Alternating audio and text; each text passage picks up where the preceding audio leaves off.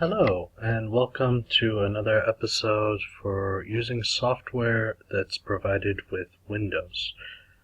Today we are going to look at the calculator. It's really simple software, but sometimes there's little things in it that someone may have not noticed. Even I hadn't noticed some things in particular. So if you use it often, it will be here in your startup menu. If it's here, you can also pin it to your taskbar, so it will always be down here, but I don't want it to be down there. If you go into All Programs and go to Accessories, you'll find the calculator right there. Okay.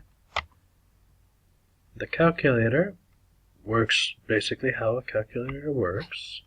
This is the divide, the multiply, the minus, the plus, the equals, the erase, the clear all and clear. Okay, but what I really want to show you is in here. Most of us will not use the scientific, the programmers, the statistics, or the history, or any of that. Okay, those are more specific to people's work. If you're a programmer, you'll use it. If you're a scientist, you'll use it. Or a student, you'll use this. So on and so forth. But for people who work in construction and people like us who have to convert, a lot of the time I need to convert some measurements from either feet.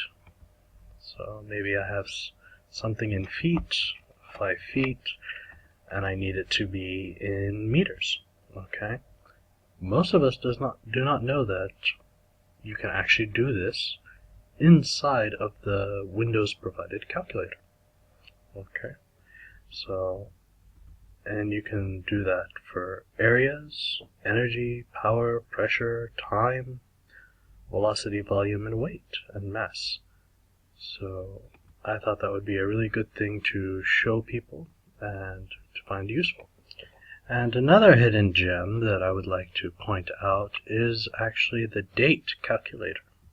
Okay. In here, like right now, I have it set to today and New Year's. So now I know that I have 9 months, 3 weeks, and 1 day, or 297 days. Okay. Let's pick a different date. Maybe in June I have an event on the 16th. Okay, I can calculate that. So it's 99 days away. Okay, if you click the date, you can go out and do this many years in advance. So you, like 100 years in advance, you can figure things out. Okay. 90 years from now, God help us if I'm still alive then, I'll be a very old man. But I just wanted to point that out. This is also another feature that most of the time I used to go on the internet and I would search for converters for different measurements, or I would try and find out how many days are left from now to a specific date and stuff like that. Like, I need to find how many days are left between now and a deadline and stuff like that. So this is a nice little thing to find and to use in the calculator. Also, while you're still in this screen here, you can go to add or subtract days to a specific date. So, like I said, we were having deadlines and stuff that I had to calculate how many days I had left. Well, what if I want to make a deadline? So, maybe I want to tell someone, hey, you have 30 days to get this done. Okay? So, I put in 30 days. Now I know exactly which day they have to have it done to be 30 days. So I say you have until April 8th to have this done. Or I tell them you have 2 months to have this done. Okay? which is May 9th.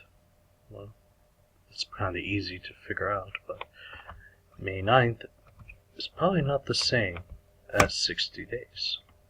And it's not. One of those months must be less than, maybe it's 30 days for one month and then 29 for another. So 60 days is not the same as 2 months. So here it would be 8th of May to be 60 days.